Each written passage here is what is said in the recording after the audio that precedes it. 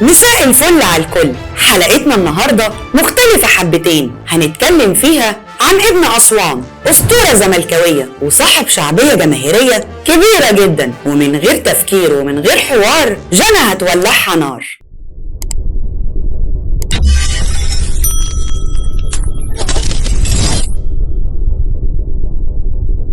لاعب قدر يحافظ على شعبية نادي الزمالك خلال أصعب 10 سنين، وعلى المسمى الجماهيري السنين العجاف أو العشرة السوداء، واللي محققش فيها الزمالك غير بطولة واحدة بس، وهي كانت كاس مصر في الفترة تقريبا من 2005 ل 2014. الجماهير وقتها كانت بتروح للاستاد وتملى المدرجات، مش علشان الفريق بيكسب بطولات، لا، لكن علشان تتفرج على مهاراته وفنياته، وده كان أبسط شيء ممتع للجماهير وقتها. ندخل في الموضوع من غير لف ولا دوران. محمود عبد الرازق حسن فضل الله الشهير بشيكابالا، مواليد 5 مارس سنة 1986، تقريبا من أول ما فتح عينيه على كرة القدم وهو داخل جدران قلعة 100 عقبة أو نادي الزمالك. شيكابالا من أكتر اللاعبين اللي مروا بمواقف ومشاكل تهد جبال، لكن عشان شيكابالا عنده رجل شمال مش عند حد، فهو ده اللي مخليه يقدر يقف على رجله في الملعب لحد دلوقتي. قبل اي كلام، انا لا زملكاويه ولا اهلاويه، بس زي ما انتوا عارفين احنا بنتكلم عن اي حد، خاصه لو حد تاني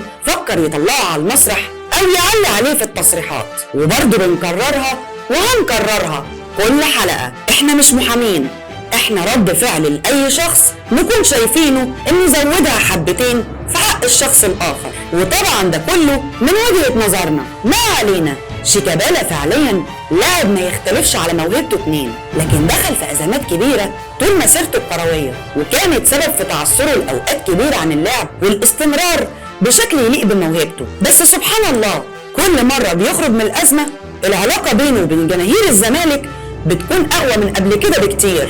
طبعا شيكابالا اسطوره من اساطير نادي الزمالك، واصبح ترند على كل مواقع السوشيال ميديا اليومين اللي فاتوا، وطبعا ده بسبب بيان طلعه من خلال صفحته الرسميه على الفيسبوك.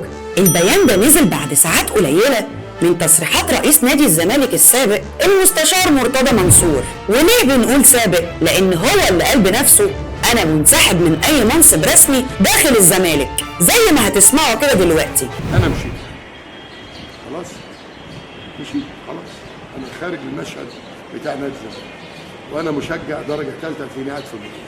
البيان ده كان رد فعل على تصريحات رئيس الزمالك اللي قال في تصريحات تلفزيونيه امام الملايين ان شيكابالا كان هيعمل حاله من التمرد بسبب المستحقات المتاخره للاعبين. ما علينا برضه، شيكابالا نزل البيان وقال فيه كلام لاول مره يتقال، وانه يطلب منه يتدخل للتواصل مع المؤسسات او الاشخاص اللي هم سبب في الحجز على ارصده النادي. لكن شيكابالا اكتشف ان مفيش حجز ولا اي حاجه من الكلام ده من الاساس. ايوه، زي ما بقول لكم كده بالظبط، وده على لسان شيكابالا في البيان بتاعه. اتكلم برضه في البيان عن ازمته مع نادي سبورتنج لشبونه، وانه كان بيتحمل جزء كبير جدا من مستحقاته الماليه اللي عند النادي، وان النادي لو كان سدد المبالغ دي في وقتها المناسب وعلى حسب سعر الدولار، الزمالك كان هيسدد 3 مليون و900 ألف جنيه. ودلوقتي بعد ارتفاع سعر الدولار المطلوب سعر خرافي تاني خالص، بقى 46 مليون جنيه. طبعا شيكابالا كعادته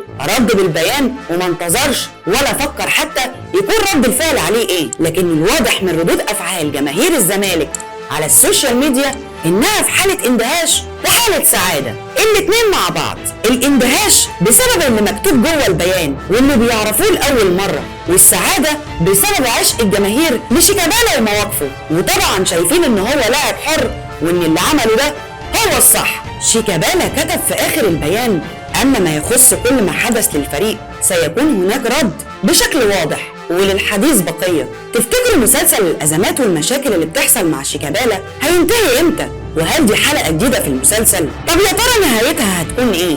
وطبعا ده فضول كل الزملكاويه دلوقتي عايزين يعرفوا ايه اللي هيحصل بعد كده. بس من المؤكد ان شيكابالا في حاله عشق بينه وبين جماهير الزمالك لدرجه الجنون، وانهم شايفينه هو اللي عنده الحميه والغيره على الفريق وشايل في قلبه هموم ودوافع الزملكاويه. مش بس كده، ده كمان بقى أيقونة لكتير من نجوم الألعاب التانية، وحتى بقوا يقلدوه وهو بيحتفل بأي بطولة وهو بيرقص رقصته الشهيرة. الموضوع كبير، وطبعا مع الترند أكيد كبر أكتر وأكتر.